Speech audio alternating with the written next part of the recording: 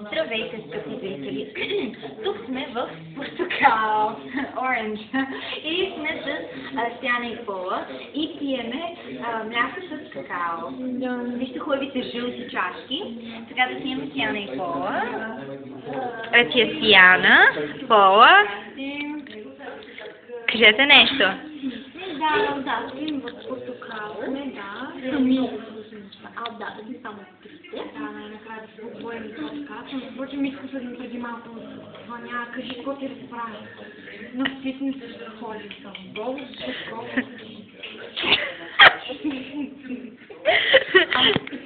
Той ходи на фитнес. Наистина има нужда.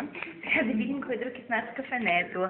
Имаме много симпатична дама там, който прилича на Алибаба.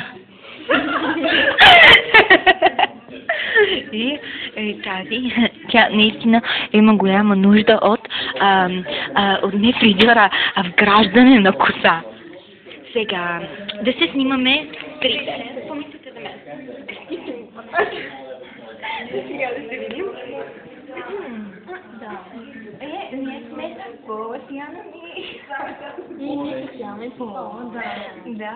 Значи искаме да кажем на всички сладки момчета. Много сме свободни, сме много сме, може. Право изключение. Само това не супер сладки. Ако са само супер сладки, да? И носите поне 2 на джоба. И не ходите с градския транспорт. Днес Митко ми предложи. Вика, ела да ходиш до нас с градския транспорт. Носи на спирки. Аз не се тук. Раничка. Михалът друга е друг. Айде, скъпи зрители. Зрители, вижте. Къде е? Ето го!